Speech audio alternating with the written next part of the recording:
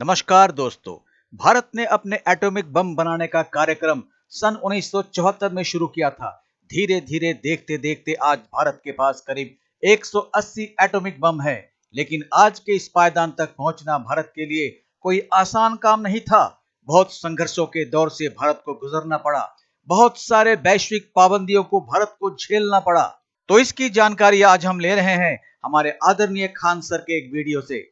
तो आइए देखते हैं पहले खान सर का वो वीडियो और मिलते हैं वीडियो के अंत में। साथ ही अगर आपका दिल करे तो सब्सक्राइब और लाइक करके कमेंट में लिख दे जय हिंद। प्रधानमंत्री डरे उन लोग को खुली छूटे नहीं देता था कि परमाणु भड़काइए, क्योंकि अगर फूस हो गया, देखिए भड़क के सक्सेस हो गया तो किसी के बाप की औकात नहीं फिर कुछ बोले। भड़का दीजिए उसको, उसके बाद कौन सी बोलता है, ले आओ तो कौन सी भड़का देंगे मतलब लेकिन अगर फोड़ दे फूस कर गया तब तो पिटा जाएंगे। जापान पर परमाणु बम मार दिया था अमेरिका, जापान चुपचाप देख लिया था। जापान के पास परमाणु बम रहता ना, अरे बाप रे बाप, उनको तो दिखाया रहता जापान मारा रहता ना जिसका कोई गलवान में चीन घुसा है ना। छोटा अटल बिहारी वाजपेयी रहते तो बता रहे, तो दिखने में बुढ़ा थे अटल बिहारी वाजपेयी। यहाँ पे बड़े बड़े जवान लोग का छक्का छुड़ा देते थे बॉर्डर पे।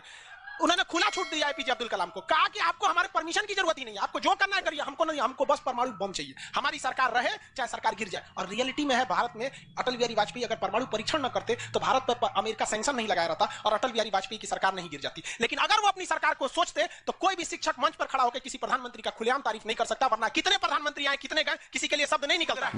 1974 में इंदिरा गांधी ने डिसाइड किया कि हमें क्या बनाना है, परमाणु बम बनाना है।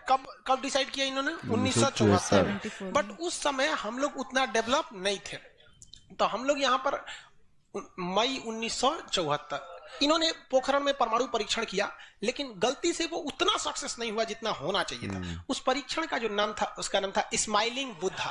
क्या नाम था? स्माइलिंग बुद्धा। तो हो गया बात वही, भड़कइबो किए लोग, ठूस दे करके रह गया, पकड़ा गए हम लोग। अब अमेरिका हम लोग पे दबाव बना दिया। अमेरिका ने एक नियम बना दिया सीटीबीटी और CTBT, comprehensive test ban treaty. कोई भी व्यक्ति परमाणु बम का परीक्षण नहीं कर सकता है, और बैन लगा दिया। ना आपको जल पे परीक्षण करने देंगे, ना थल पर परीक्षण करने देंगे, ना हवा में परीक्षण करने देंगे, पूरा बैन लगा दिया। और एनएसजी बना दिया, national supplier group, nuclear supplier group, कि कोई भी देश भारत को मतलब यूरेनियम नहीं देगा। तो हम लोग पास यूरेनियम नहीं था, चोरी छुपे हम लोग यूरेनियम मंगाते भी तो सीटीबीटी था, परीक्षण करने नहीं देगा। भारत ना एनएसजी को माना है ना सीटीबीटी को माना है, और एनपीटी लगा दिया, न्यूक्लियर नॉन प्रोलिफरेशन ट्रीटी, नाभिकीय अप्रसार संधि, की कोई भी देश दूसरे देश को मतलब टेक्नोलॉजी नहीं बेचेगा कि परमाणु बम बनता कैसे। मतलब साला चोट्टा चारों ओर से घेर दिया। कभी कभी क्या हम मशीन थोड़े हैं कि जो सेट कर दिया वही बोलेंगे। देश पे बात आती है तो हम सब भुला जाते हैं। तू दोस्त है ट्रम्प है कि बाइडेन है, सोच रहा तू कोनो चीज हो। या पहले हमको मतलब तुम बनाओ परमाणु बम, ठीक है, कोई दिक्कत नहीं, हम लोग दिवाली वाला धुकधुकुआ बनाएंगे। मतलब एनपीटी क्या कहता है? न्यूक्लियर नॉन प्रोलिफरेशन ट्रीटी, नाभिकीय अप्रसार संधि, कि कोई देश दूसरे देश को परमाणु टेक्नोलॉजी नहीं देगा। एनएसजी, कोई देश मतलब बिना परमिशन, एनएसजी के बिना मीटिंग के मतलब यूरेनियम सप्लाई नहीं करेगा। और यूरेनियम उसी को सप्लाई करेगा जिसने सीटीबीटी पर साइन किया कि हम परमाणु बम का परीक्षण नहीं करेंगे। जी भाई साहब, परीक्षण माने बम बना के क्या कर लेंगे? मान के चलिए हमारे पास टेक्नोलॉजी आ गया, ठीक है, और एनएसजी से हम सप्लाई करके यूरेनियम भी ले लिए। एनपीटी कहता है बम में परीक्षण नहीं करने देंगे। तो भाई बना के रखने से थोड़े होता है, एक बार पटके उठके तब ना समझ में आएगा काम कर रहा है कि नहीं। पता चला बना के रख लिया, युद्ध में पटके तो धुआं दे के रह गया। तो एक बार परीक्षण मतलब चारों ओर से हम लोग को घेर दिया था। अब भारत वाले वैज्ञानिक भी तो मतलब है सब उसी हिसाब के ना। भारत वाले ने कहा कि एक काम कीजिए, एक समझ में नहीं आ रहा है, अमेरिका से कहिए तू हमारे यहाँ परमाणु बिजली घर लगाओ। तो इंदिरा गांधी थी ना, अमेरिका को फुसला दी, कहीं कि देखिए ना गुजरात में हमारा तारापुर जगह है, वहां परमाणु बिजली घर लगाना है, उसमें बिजली बनेगा, लाइट बत्ती जलेगा, आप बिजली घर लगाइए। सुने हैं कि 300 करोड़ का खर्चा आता है, जबकि 200 करोड़ का खर्चा आता था। तो अमेरिका लपलपा गया कि अरे दादा बिना मोलाई तो रेट बढ़ा दी है। अजब हाल है भाई, महिला मोलाई ना करे, ऐसा हो सकता है? महिला को कोनो सामान फ्री में कहेंगे तो कहेगी 2 गो दे दो। बार्गेनिंग। तो अमेरिका ने सहयोग कर दिया, हाँ हम पूरा परमाणु बिजली घर बना देंगे, बिजली बनेगा, आपके यहाँ भुक लाइट जलेगा एकदम। तारापुर में 1972 में बिजली घर लगा दिया। अब बिजली घर चलेगा कैसे? इंदिरा गांधी कहा यहाँ यूरेनियम नहीं है, एक काम कीजिए, जो बिजली घर लगा है ना उखाड़ के ले जाइए अपना, ठेका कैंसिल। कहा अरे पगली कही के तो पैसा दे, तो पैसा कौन सी क्या, ये तो कौन सी तू बनी ले एनएसजी कि हम यूरेनियम नहीं देंगे। अच्छा तुमको दे देंगे, कोई दिक्कत नहीं। अच्छा, अब वो यूरेनियम लिया था हमें बिजली घर में भड़काने के लिए। अरे भैया तू ले आओ ना, हम लोग ना डिसाइड करेंगे इसको भड़काना किधर है। इधर आया 1972 में तारापुर में, उधर तैयारी चल रही थी 1974 में। हम लोग ने उसमें से निकाल के इसमें भड़का दिया। बाद में पता चला गलती हो गया, अमेरिका होशियार निकला, जो यूरेनियम बिजली घर में लगता है वो 20% इनरिच रहता है, अब परमाणु बम में 80% इनरिच चाहिए होता है। हमसे गलती हो गया, ससुरा जातो गया भातो ना मिला, भड़काइयो दिए, बदनामो हो गए लोग, सब सतर्क हो गया, सब हरक गया, सब देहात में बोला जाता है ना, हरक गया सब। ले भाई हम लोग को पता नहीं था, हम लोग कच्चे मसाला पे भड़का दिए थे लोग। अब क्या हो, इस सब 75 को नियम लगा दिया, हम लोग को कोई देता ही नहीं था। तो बस अब भारत में वैज्ञानिक, इंदिरा गांधी ने प्रोग्राम को कैंसिल नहीं किया, कहा कि बनाइए। अब भारत में धीरे धीरे आगे गए, एक से एक वैज्ञानिक मिल गए सब। उसमें एक चिदम्बरम थे, बहुत मशहूर वैज्ञानिक, और उसके बाद मिल गए हमारे एपीजे अब्दुल कलाम, सोने पे सुहागा। इन्होंने परमाणु बम बनाने की पूरी तैयारी कर ली। अब तब तक लेकिन कोई भी प्रधानमंत्री डरे, उन लोग को खुली छूटे नहीं देता था कि परमाणु भड़काइए, क्योंकि अगर फूस हो गया, देखिए भड़क के सक्सेस हो गया तो किसी के बाप की औकात नहीं फिर कुछ बोले, भड़का दीजिए उसको। उसके बाद कौन चीज बोलता है, ले आओ तो कौन चीज नहीं, लेकिन अगर भड़काए और फूस कर गया तब तो पिटा जाएंगे। जापान पर परमाणु बम मार दिया था अमेरिका, जापान चुपचाप देख लिया था। जापान के पास परमाणु बम रहता ना, अरे बाप रे बाप, उनको तो दिखाया रहता, जापान मारा रहता ना, जिसका कोई मजबूरी हो गई थी। तो भारत के सामने यही रास्ता था कि भैया अगर भड़का दिए और अगर सक्सेस नहीं हुआ तो इस बार माफी मिलने वाला नहीं है, क्योंकि 1974 में एक बार माफ कर दिया था। लेकिन अटल बिहारी वाजपेयी का जब नेतृत्व आया प्रधानमंत्री का, तो अटल बिहारी वाजपेयी ने कह दिया था भैया कुछ भी हो जाए, कुछ भी हो जाए, हमारा देश रहना चाहिए। आज के नेता रियलिटी बताते हैं। अटल, जो लोग, हम और आप उस पीढ़ी में से हैं जिन्होंने एक साथ दो महापुरुष को अपने देश में देखा, राष्ट्रपति के रूप में एपीजे अब्दुल कलाम और प्रधानमंत्री के रूप में अटल बिहारी वाजपेयी। और ये सौभाग्य पृथ्वी पर अब किसी को नहीं मिलने वाला है। सही बात है, क्योंकि ये ऐसे लोग थे जिनका अपना परिवार, बाल बच्चा कुछ नहीं, देश ही समझा, मतलब देश है, मतलब देश है यहाँ पे, और कुछ नहीं। यहाँ पे गलवान में चीन घुसा है ना, छोटा अटल बिहारी वाजपेयी रहते तो बता रहे, तो दिखने में बुढ़ा थे अटल बिहारी वाजपेयी। यहाँ पे बड़े बड़े जवान लोग का छक्का छुड़ा देते थे बॉर्डर पे। उन्होंने खुला छूट दिया एपीजे अब्दुल कलाम को, कहा कि आपको हमारे परमिशन की जरूरत ही नहीं है, आपको जो करना है करिए, हमको नहीं, हमको बस परमाणु बम चाहिए, हमारी सरकार रहे चाहे सरकार गिर जाए। और रियलिटी में है, भारत में अटल बिहारी वाजपेयी अगर परमाणु परीक्षण न करते तो भारत पर अमेरिका सैंक्शन नहीं लगाया रहता और अटल बिहारी वाजपेयी की सरकार नहीं गिर जाती। लेकिन अगर वो अपनी सरकार को सोचते तो कोई भी शिक्षक मंच पर खड़ा होकर किसी प्रधानमंत्री का खुलेआम तारीफ नहीं कर सकता, वरना कितने प्रधानमंत्री आए, कितने गए, किसी के लिए शब्द नहीं निकलता है। तो इतिहास हमेशा याद रखिएगा, आपको न्यौछावर करना पड़ेगा। यहाँ पर ऐसे चमचागिरी करने से किसी का नाम लेता आदमी, लेकिन विरोधी भी जिनका नाम लेते हैं, ऐसे महापुरुष थे अटल बिहारी वाजपेयी, एपीजे अब्दुल कलाम। कोई है जो गिर जाएगा? हाँ, उसे अपने बेचारा शर्मा जाएगा, किसको बोले। उन्होंने खुला छूट दिया और कहा कि जो करना है करिए। एपीजे अब्दुल कलाम कहे ठीक है, लेकिन अमेरिका को पता चल गया कि सोचा एपीजे अब्दुल कलाम चल गया हमारा, ये पक्का सफल कर देगा, तो उसने उसके ऊपर ना सैटेलाइट छोड़ दिया। अमेरिका से सैटेलाइट छोड़ा और भारत के ऊपर निगरानी करने के लिए। अब यही गलती कर दिया अमेरिका से। सुना, एपीजे अब्दुल कलाम को फुसलाने के लिए नासा बुलाया, आइए ना, आइए नासा आइए, तो एपीजे अब्दुल कलाम चल गए और कहा कि देखिए देखिए कितना बड़ा बड़ा मशीन है नासा में। ऐसा ना इंडिया में है, टूटल फूटल स्टेबलाइजर रख ले रहता है, स्टेबलाइजर का नट उड़ जाता है तो पिलास से दाब के करता है। कहा वहां वैज्ञानिक बने, यहाँ ये हम आपको नासा का हेड बना देंगे। यहाँ पर कहा कि ठीक है, हम नासा का हेड हम क्या करेंगे, हमारा कौन है, ना बाल बच्चा ना कुछ, एक को चीज है मेरे लिए, मेरा दुनिया में कुछ नहीं है, केवल और केवल मेरी भारत माँ है, आप वो भी छीन लेंगे हमसे। क्या बात है, ऐसा थोड़े हो सकता है। उन्होंने कहा नहीं, और यहीं से उससे गलती हो गया। वहीं पर उन्होंने देख लिया था कि अमेरिका ने भारत के ऊपर क्या लगा रखा है, सैटेलाइट मॉनिटरिंग के लिए, और वहां पे उसने अमेरिका की सबसे बड़ी गलती हो गई। यहां आने के बाद उन्होंने बता दिया, देख भैया हम जो काम कर रहे हैं ना, सारा अमेरिका क्या कर रहा है, सैटेलाइट से देख रहा है। तो सब वैज्ञानिक का असर ले, भड़काने से पहले तैयारी करना पड़ता है 1.5-2 महीना की। अब क्या किया जाए, तो कहा कि देख भाई, इस अमेरिका का जो सैटेलाइट जाता है ना, दोबारा घूम के आने में ना लगभग 1-1.5 घंटा का गैप हो जाता है। इसी बीच में जो करना है करो। कहा कि 1.5 घंटा में कौन सी करेंगे।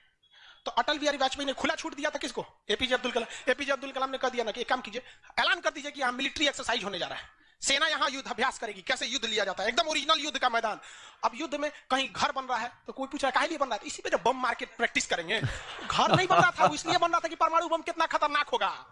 लोगों को लगा कि फौज इस पे मार के देखेगी कितना तबाही मचा रहा है। अरे भाई साहब बकलोल, वो तैयारी अब्दुल कलाम ने करवा रहे थे कि जब फोड़ेंगे तो देखेंगे कि घरवा उधिया रहा है कि नहीं। तो लोगों को लगा हाँ मिलिट्री एक्सरसाइज कर रही है, सब चीज काम हो गया। लेकिन अमेरिका को कहीं ना कहीं भनक लग गया, क्योंकि हर घर में सतयुग से कलयुग तक साले विभीषण हर जगह मिलते हैं। भारत में कोनो जाके कह दिया वहां पर, तो भनक लग गया। तो अमेरिका ने उस सैटेलाइट की टाइमिंग घटा दी।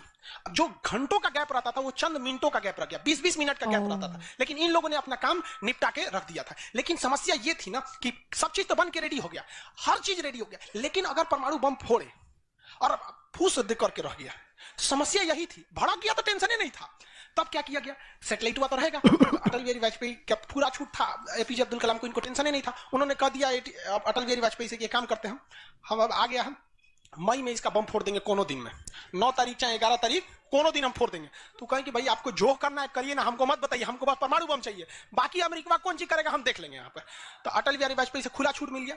अब इन्होंने 9 मई 1998 डेट क्या कर दिया डिसाइड कर, 2 दिन किया था, एक 9 मई को भी फिर 11 मई को। पहले 11 मई 1998 शक्ति 98 कोड नाम था। जैसे अमेरिका का सैटेलाइट गुजरा, पूरी तरह से कैलकुलेशन हो गया था कि कैसे कैसे होने वाला। अमेरिका का सैटेलाइट जैसे गुजरा तुरंत यहां पे भारत का परमाणु बम को ब्लास्ट किया गया। और जैसे ब्लास्ट हुआ तो जो मिलिट्री एक्सरसाइज कर रही थी उसको तो भेज दिया गया था 2 दिन पहले ही। जो बिल्डिंग बनाई थी वो खाली पड़ा था, धाए दे गायब हो गया बिल्डिंग, पूरा धुआं हो गया, पूरा भयानक। अब परमाणु बम क्या हो गया, लगभग सफल हो गया। वैज्ञानिकों को लग गया था सफल हो गया, लेकिन भाई अब ये फोड़े अभी कैसे पता चल जाएगा सफल हो जाएगा। आप अंदाजा ना बता सकते कि भाई इतना तबाही एक अच्छा ही बम ला सकता है। लेकिन तब तक सैटेलाइट उसका घूम के आ रहा था और पकड़ लेता तब क्या होता, मान के चलिए पकड़ लेता, अब पता चला कि सफल ही नहीं हुआ, खाली धुआं कर दिया, गड़बड़ हो गया। तुरंत अटल बिहारी वाजपेयी को फोन किए एपीजे अब्दुल कलाम कि तुरंत आप मौसम विभाग को कहिए कि राजस्थान में भयानक तूफान आया है, कोई नहीं जाएगा। अटल बिहारी वाजपेयी ने तुरंत घोषणा करा दी, राजस्थान के लोग अपने घर में रहे, बहुत भयानक तूफान आया है। अब उसका सैटेलाइट आ रहा है तो देख रहा है धुआं हुआ है, तुरंत मैसेज भेजा नासा में, धुआं हो गया यहाँ पे। कहीं मतलब धुआं हुआ, तूफान आया है वहां पे। तूफान आया है, वहां चला गया, परीक्षण देखा गया, एकदम सक्सेस। अब टेंशन नहीं है, एक और फोड़ दो, फोड़ दिया गया, पूरी तरह से सक्सेस हो गया। और ससुरा अमेरिका को अभी तक पता है कि वहां तूफान आया है, अरे वहां दूसरा तूफान आया है। अब भारत में कुछ भी कहिए तो डर तो लगता है नहीं, अमेरिका बहुत खतरनाक देश है। आज हम लोग भले शक्तिशाली हैं, 1998 में हम लोग को पाकिस्तान आके दिखा देता था, 99 की करगिल वार याद कीजिए। आज हम लोग बहुत आगे निकल गए, लेकिन उस समय बहुत पीछे थे हम लोग। अब डर तो था ही। अब भारत के प्रधानमंत्री सब राष्ट्रपति सुख पुकार थे, अमेरिका क्या करेगा ओके पते नहीं। 9 तारीख बीत गया, 10 तारीख बीत गया, पता ही नहीं चला अमेरिका को। अटल बिहारी वाजपेयी अब्दुल कलाम से पूछे कि महाराज तो सोचा कुछ सुख बुगाइए नहीं रहा, तो करे ओकरा पते ना चला। एक काम करते हैं, आप धड़ल्ले से फोड़ देते हैं, क्या फायदा है हम। तो फिर 11 मई को 3 और फोड़ दिए, 2 गायब करके। जैसे परमाणु बम निकला धाम से फोड़े, पता ही नहीं चला। दूसरा, लेकिन भाई धड़ाधड़ 5 को फोड़ दीजिएगा तो पता चल जाएगा कि नहीं पता चल। ये डाउट हो गया पाकिस्तान को, जनते का है। हम लोग फोड़ रहे थे यहाँ पे, अब भूकंप आ रहा था यहाँ। फोन किया अमेरिका को कि बकलोलवा आंधी उंधी ना उठ लो, फोड़ दिया परमाणु बम। अमेरिका सोच रहा माथा फोड़ रहा है अपना, कह रहा है कि अब क्या करें हम। यहाँ पे नासा वालन को गरियाया गिरे चोट्टा कहीं का, तू लोग को सैटेलाइट लगाओ, आई लगाओ। वहां पे कौन चीज देख रहा था लोग वहां पे, कि हम तो बोलबे किए थे कि उधर दुका उठाया था, अपने ना बोले थे कि आंधी उठा है वहां पे। अमेरिका आग बबूला हो गया और तुरंत अमेरिका का प्रतिक्रिया आया कि भारत को इसका बहुत भारी कीमत चुकानी पड़ेगी। तो भाई जिसकी कीमत भारी ना हो उसे चुकाने में मजा क्या है। और अमेरिका ने खुलेआम भारत को ललकार दिया कि अमेरिका कभी भी इस बात को स्वीकार नहीं करेगा कि भारत एक परमाणु संपन्न देश है। भारत को कभी भी अमेरिका इस बात की मान्यता नहीं देगा। अटल बिहारी वाजपेयी ने भी कॉन्फ्रेंस तुरंत मीडिया के सामने आए और कहे कि जो चीज हमारे पास है उसके लिए हमें किसी के प्रमाण की कोई आवश्यकता नहीं है। और जिस देश को यह लगता है कि हमारे पास परमाणु बम नहीं है या जिन देश को हम पर शक है वो आ जाना युद्ध के मैदान में, बताएंगे है कि नहीं। अब पूरी तरह तबाह हो गया। अब अमेरिका माथा पीटते रह गया। अमेरिका ने आदेश दिया अपनी सेना को कि तैयार रहो। अटल बिहारी वाजपेयी ने आदेश दिया अब्दुल कलाम को कि जो बम बनाए हैं ना 2-4 को फोटोकॉपी उसका रेडी रखिए। फोटोकॉपी मतलब उसका बना के रेडी रखिए, क्योंकि सेना की लड़ाई में भाई आर्मी टू आर्मी बहुत दिक्कत हो जाएगा, एडवांस है वो बहुत। आज के वक्त में भी हमारा हथियार वहीं से खरीद किया था। भारत ने भी डिसाइड कर लिया कि जो होगा आपकी परमाणु बम से होगा। अमेरिका भी डर गया कि ना भाई इससे लड़ना ठीक नहीं है। पाकिस्तान वो बम बना के रख ले था, डरे नहीं फोड़ रहा था। 1 हफ्ता तक देखा कि भारत को क्या हो रहा है, देखा कि कुछ नहीं हुआ, इहो चुप पे फोड़ दिया। अमेरिका एकदम ककुआ गया, एकदम का रे चट्टा कहीं का तू क्या फोड़ा रे। तो पाकिस्तान में झाड़ दिया अमेरिका को कि हमरे बोलेंगे कमजोर जान के, फोड़ ले आपके आप भाई तो एकरा नहीं बोलेंगे हम कमजोर है तो हमरा बोल देंगे। एक काम कीजिए आप भारत को जो सजा दीजिएगा हम भी वही सजा काट लेंगे। सोचा हमरे पे खेल गया, हम ही लोग पे खेल गया पाकिस्तान। अब भाई अमेरिका टेंशन में आ गया। अमेरिका ने भारत पर एम्बार्गो और प्रतिबंध लगा दिया, जैसे अभी सऊदी अरब पर प्रतिबंध लगा दिया, कल के वीडियो में बताए थे। सऊदी अरब का डस्टबिन बना दिया वहां के। तो वहां पर अमेरिका ने भारत पर प्रतिबंध लगा दिया, कोई देश भारत से सामान नहीं खरीदेगा। जो चीज जरूरत की थी सब चीज पर बैन लगा दिया। भारत की अर्थव्यवस्था डूब गई। पाकिस्तान की भी अर्थव्यवस्था डूब गई, लेकिन भारत को बचा लिया। भारत के 55 लाख कुशल कारीगर जो विदेशों में काम करते हैं, आप प्रतिबंध लगाइएगा भी तो पूरी दुनिया का कारखाने ठप हो जाएंगे, क्योंकि हर जगह भारत के वहां वर्कर काम करते हैं। और अमेरिका या सीबीएसई वाले जो वर्कर होते हैं वो स्पेशलिस्ट होते हैं, पेंट मारता है तो पेंटे मारेगा। भारत का मिस्त्री मल्टी टैलेंटेड होता है, पेंट मार रहा है उसको एकाटी ठोक दो तो बिजली वाला काम कर देते, हाँ तार और खींच देते हैं। सही बात है। मल्टी टैलेंटेड होता है और काम भी बहुत ज्यादा करता है। काम हम जब 5 बजे कर देगा तो आदमी अच्छा बोरा नीचे उतार दे, तो ये सब बड़ी काम कर देता है, मेहनती होता है सर, कोई दिक्कत नहीं है उन सब में। खाना नहीं भी है तो कोई दिक्कत नहीं, निकालेगा तो कोई नहीं है, चालू। तो पूरी दुनिया से भारत को पैसे आ रहे थे, पूरी दुनिया भारत में क्या, भारत के हजारों वर्कर लाखों काम कर रहे थे, भारत में पैसा आ रहा था, तो हमारी अर्थव्यवस्था पर उतना भयानक प्रभाव नहीं पड़ा। लेकिन पाकिस्तान की अर्थव्यवस्था तबाह हो गई। इसकी यहाँ के कोई वर्कर को ले भी नहीं जाता है। अरे छोटा कम मार करेगा कोई, ठीक है नहीं है यहाँ पर। ये सब इतने बड़े बैल होते हैं सब पाकिस्तान वाला। अगर पाकिस्तान के एक मोहल्ला से 5 आदमी विदेश गया है ना, वहां अच्छा से हंसी खेसी से ड्यूटी कर रहा है, अगर उसके परिवार में यहाँ झगड़ा होगा ना तो दोनों वहां झगड़ा कर लेगा सर, तो अब्बा काहे मर लो हमारी खाला को वहां मार कर ले। उसकी अर्थव्यवस्था पूरी तरह से बर्बाद हो गई। अब पाकिस्तान के साथ अजीब सी दिक्कत था, अमेरिका अर्थव्यवस्था बर्बाद कर दिया, लेकिन पाकिस्तान भाई साहब हरामियों में नोबेल पुरस्कार मिलता तो हर साल यही लाता। इसने कहा कि एक काम करते हैं, अमेरिका ने हमको ऐसा बर्बाद किया है कि परमाणु बम होने के बावजूद हम तड़प के रह जा रहे हैं, हम भी अमेरिका को तड़पाएंगे। यह कहता है ना कि हम किसी से खरीद नहीं सकते हैं, व्यापार नहीं कर सकते, एक काम करते हैं हम परमाणु बमें बेचते हैं। ससुरा उत्तरी कोरिया को बेच दिया, किंग जोंग पगला को देखे उसका टेक्नोलॉजी पाकिस्तान दिया है, सद्दाम हुसैन को, ईरान को, सबको बेचने लगा कि सारा थ्योरी ले आके देखता था कि देखिए ऐसे ऐसे परमाणु बम बनता है, लीजिए 20 करोड़ दीजिए जाइए। अब अगला हिसाब 1 महीना तो काटेगा आदमी, अगला हिसाब देखे। अमेरिका कर रहे पाकिस्तान में छोटा क्या कर रहा है, क्या कर रहा है, मरे हम भूखे मरे, आप प्रतिबंध हटा दीजिए नहीं तो हम इसको फेसबुक पे डाल देंगे।